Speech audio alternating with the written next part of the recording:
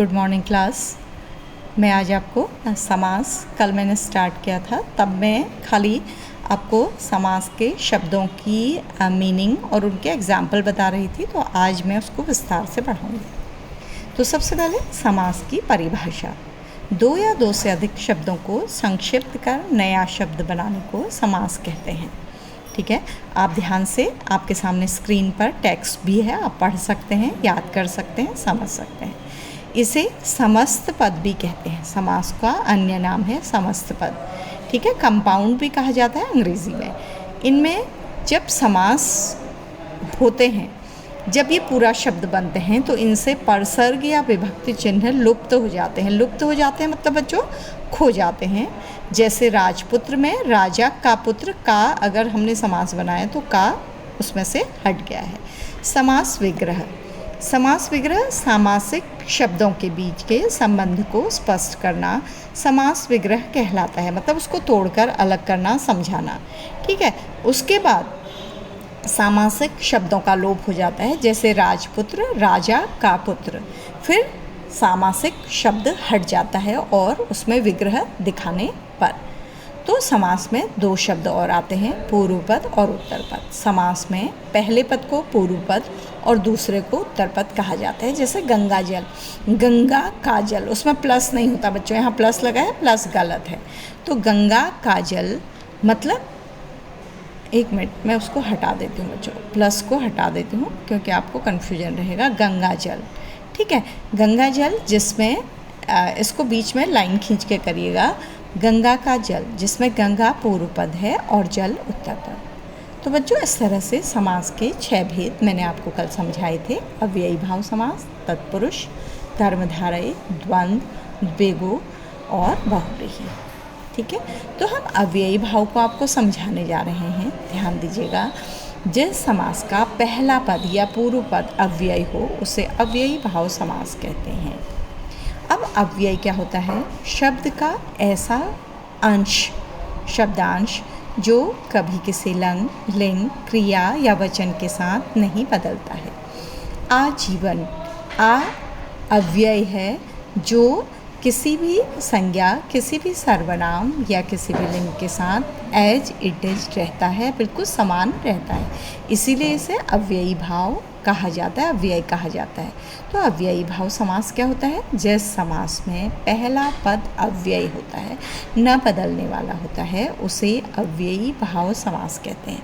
जैसे देखिए, आजीवन, जीवन भर, यथा सामर्थ्य, सामर्थ्य के अनुसार, यथा शक्ति, शक्ति के अनुसार, यथा विधि, विधि के अनुसार, यथा क्रम, क्रम के अनुसार। तो ऐसे ही सारे शब्द हैं, इन्हें देखिएगा। ये शब्दों के वो ग्रुप हैं जो आपके सिलेबस को पूरा कर देते हैं। मतलब कोई भी शब्द आएगा वो इसी तरह का होगा, इससे हटकर नहीं होगा। प्रतिदिन, प्रत्येक दिन, प्रति व्यक्ति, प्रत्येक व्यक्ति। ठीक है, तो ये अव्ययी भाव समास है। अगर और सरल अर्थों में कहा जाए बच्चों, तो उपसर्ग, अगर किसी शब्द के पहले उपसर्ग की तरह शब्द का टुकड़ा लगा हुआ हो तो वो अव्ययी भाव समास है। उम्मीद है आप अच्छी तरह से समझ गए होंगे। फिर बच्चों, तत्पुरुष समास। तत्पुरुष समास जिस समास में विभक्तियों का लोप होता है, मतलब छिप जाती हैं। अगर हम समास को पूरा करेंगे, शब्द बनाएंगे, तो बीच की विभक्तियों को हटा देंगे। जैसे विभक्तियों के नाम के अकॉर्डिंग समास भी ये 6 प्रकार का होता है, लेकिन उससे आपको इतना मतलब नहीं है। ठीक है, तो इसके जो उदाहरण है वो इसमें आप पढ़िएगा। मन, मन चाहा, मन द्वारा चाहा, मन से चाहा। तो जो अर्थ करने के बाद जो भी कारक चिन्ह आ रहा है, यह समास वही कारक से संबंधित है।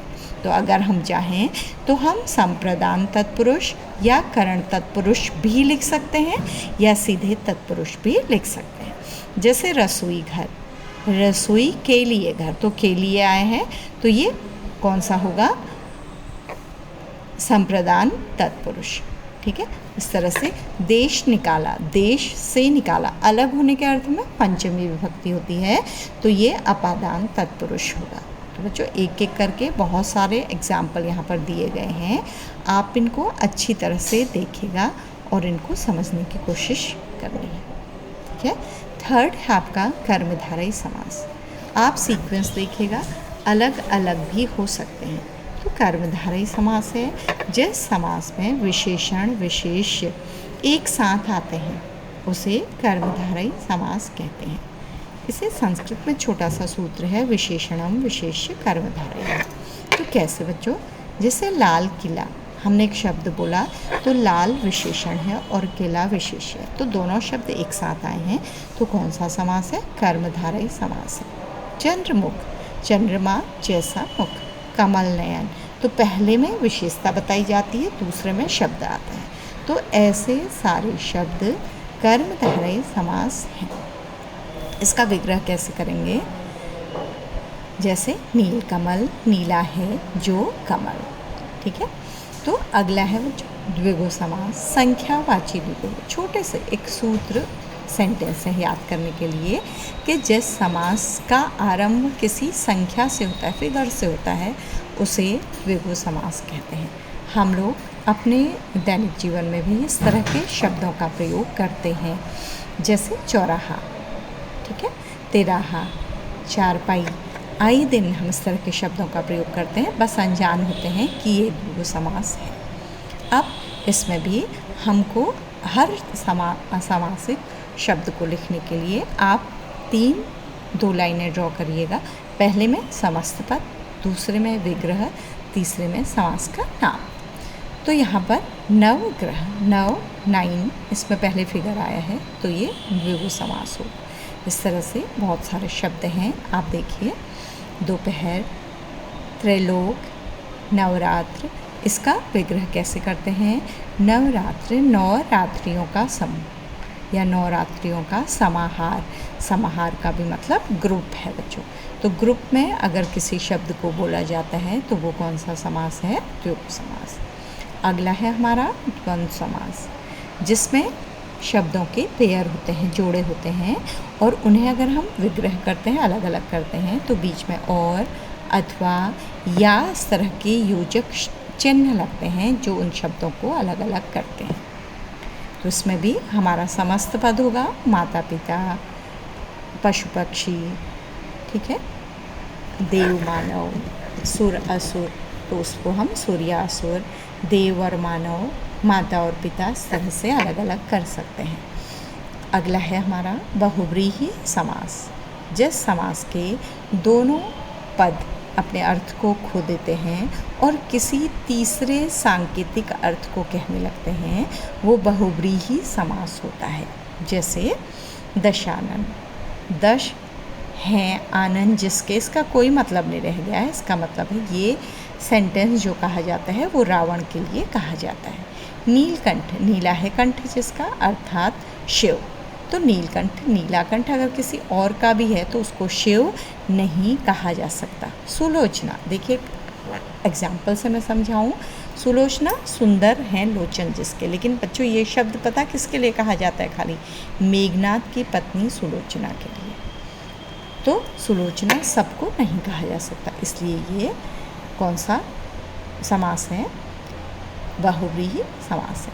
तो इस तरह से ये आपके समास को संक्षेप में समझा दिया गया है, ताकि आपको ये पाठ ठीक से समझ में आ जाए और आपको याद करने में आसानी हो। तो इस तरह से समास नामक ये चैप्टर हमारा आज समाप्त हो गया है।